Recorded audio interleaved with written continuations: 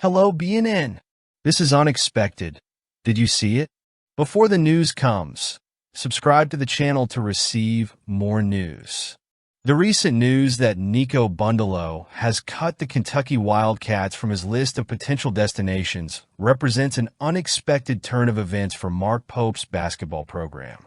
Bundalo, ranked 17th in the class of 2025 by On3, was initially expected to make an official visit to campus in mid-October. This move, according to experts, indicated that Kentucky was in strong competition for one of the top centers in his class, an athlete with unique skills that combine height, presence in the paint, and an accurate three-point shot, traits that Coach Pope has expressed interest in adding to the roster. However, Bundalo's decision to cancel his visit and seemingly exclude Kentucky from consideration, as reported by Travis Branham of 247 Sports, raises questions about the team's direction in the fight for elite talent. UConn, long seen as the top contender, now appears to be the frontrunner in the race for the Ohio State native. The potential loss of a talent like Bundalo, who would offer a valuable combination of versatility and floor spacing, is a blow to Pope, who is clearly looking to add that piece to the strategic puzzle he's putting together for next season. That said, there's a reason Kentucky fans aren't completely discouraged. Bundalo's departure from the radar could indicate that the Wildcats are gaining ground on other recruiting fronts. Specifically, Chris Sinak and Caleb Wilson, both ranked in the top 10 of the 2025 class, are emerging as top priorities for the program. If Kentucky could secure the signing of either of those big names, especially in such a competitive recruiting cycle, it would not only offset the loss of Bundalo, but also signal a major win for Pope. The challenge for Mark Pope and his staff, as has been the case in recent recruiting cycles, will be to convince these talents that Kentucky is still the ideal place to develop their skills and maximize their opportunities as they transition to the NBA. Kentucky's reputation as a hotbed of future pros remains intact, but the competition, especially with programs like UConn, has intensified. Securing one or two of these elite pieces could be the difference between a solid campaign and one that returns Kentucky to the top of the national stage. The next few weeks will be crucial. The reopening of official visits and the fall signing period will bring a number of important decisions for top recruits, and Kentucky will be watching every move closely. The cancellation of Bundalo's visit, while a setback, could be an indication that Pope is focusing his efforts on recruits who may be an even better fit for his scheme and vision of the game. How will that play out? I'd love to hear your thoughts at the end. Rick Pitino's return to Kentucky, especially for a high-profile event like the football game against Vanderbilt, marks a significant chapter in the recent history of the sport in the United Kingdom. After nearly a decade away, the former Wildcats coach, once a hero to many and later a villain due to his time at rival Louisville, will be back in Lexington, this time alongside Coach Mark Stoops at Kroger Field. Pitino has not visited the University of Kentucky since 2015, when his last appearance was marked by a controversial gesture following the Cardinals' loss to the Wildcats at Rupp Arena. At the time, the coach denied making the offensive gesture, but cameras and the audience caught the moment, which only intensified the animosity between Pitino and the Kentucky fans. Now, as he returns to support the football team, the atmosphere around him promises to be different, more focused on reconciliation than conflict. The timing of this return could not be more symbolic. Big Blue Madness, traditionally seen as the official start of Kentucky's basketball season, takes place on Friday, the day before Pitino's visit. While he has confirmed that he will be at the football game, it is not yet known whether he will be present at the basketball event, where the program's new era under Mark Pope will officially kick off. It is worth noting that Pitino was an early voice in support of the hiring of Pope, his former player and captain on the 1996 national championship team. Pitino even went on a press tour to praise Pope's selection as the new coach, showing that his bond with Kentucky may be stronger than ever.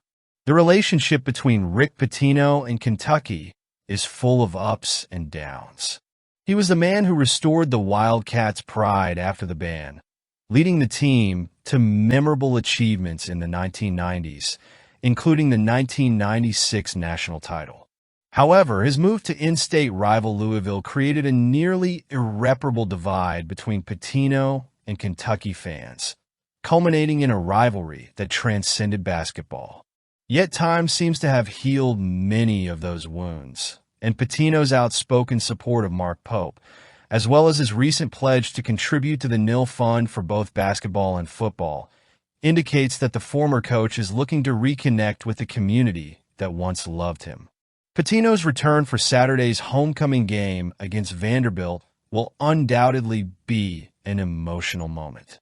While the sports narrative will focus on the football matchup, many will be watching Pitino on the sidelines, closely monitoring how he is received by the Kentucky crowd.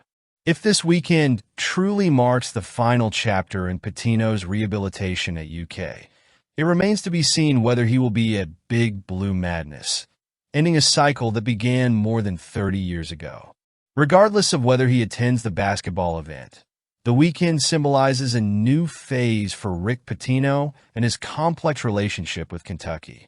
His support for Mark Pope, his donations to the Nil program, and his willingness to return to campus show a coach who, despite having taken different paths, still maintains an emotional connection to the university. With Pitino back on the sideline, even if it's just for a football game, Kentucky appears ready to come full circle by welcoming back one of the all-time greats in Wildcats basketball history. Kentucky basketball's Pro Day at the renovated Memorial Coliseum was a unique opportunity for Wildcats players to get their feet wet in front of NBA scouts. Among the standouts, Andrew Carr and Trent Noah showed up ready to impress in an event that didn't record official stats, but gave scouts a glimpse into the depth and talent Mark Pope's team will have for the 2024-25 season.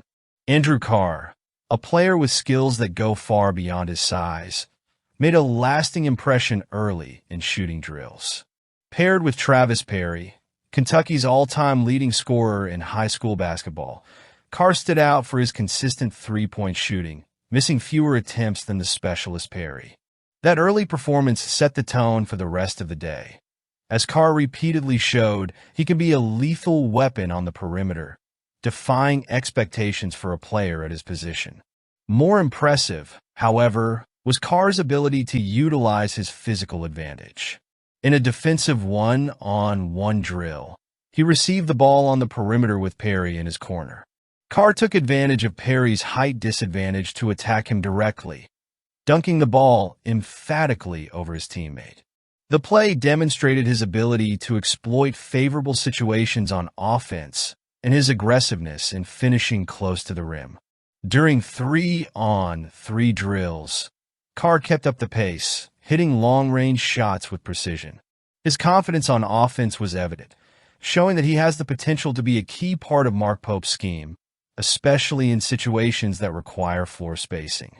Although he didn't dominate on the scoreboard during 5-on-5 scrimmages, Carr made up for that lack with his physical presence in the paint, helping to initiate fast breaks and grabbing key rebounds. While Carr shined, Trent Noah also caught the attention of scouts.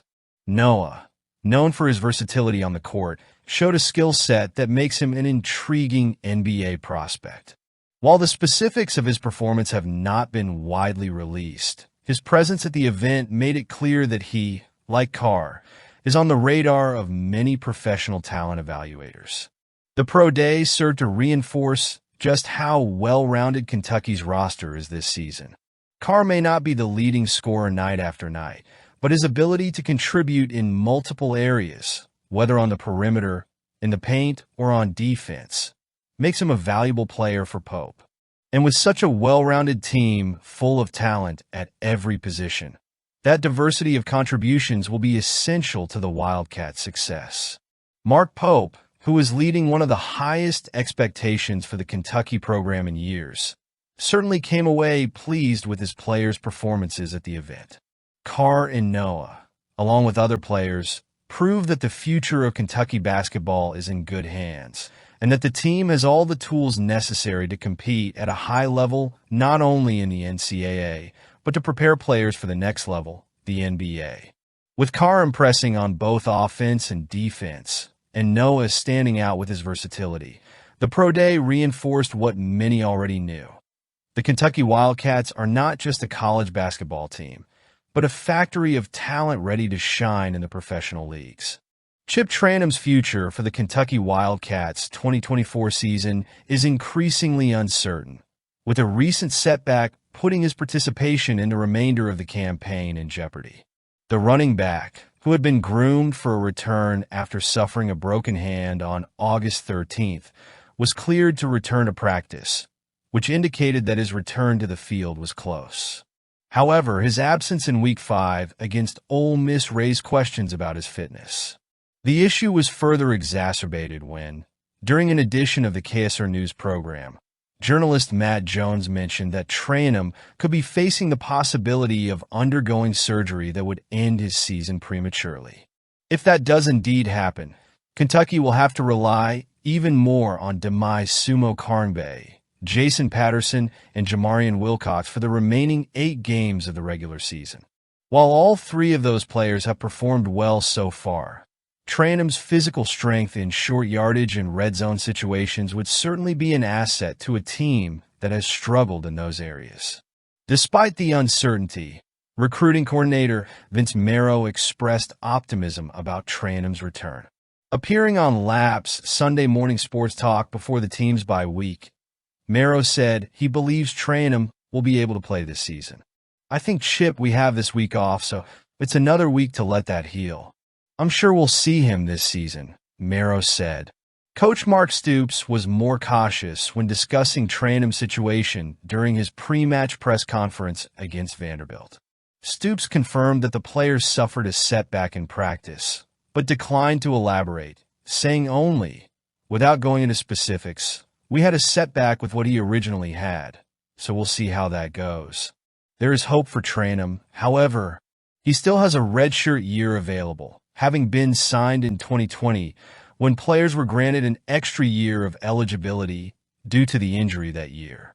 That means that even if he plays in up to 4 games this season, he could still return in 2025 without losing his year of eligibility. Now, with 5 games already played, the question remains whether Kentucky will opt to use him on a limited basis in the remaining games, or whether Trayanum will sit out to preserve his health and redshirt status. The current outlook, however, is unclear, and everything will depend on the severity of the setback Trayanum suffered in practice. Whatever the decision of the medical staff and head coach Mark Stoops, Chip Trayanum's return is highly anticipated, especially at a time when the Kentucky Wildcats need all the help they can get to overcome the challenges of the final stretch of the season. I want to hear your thoughts now, so let me know in the comments.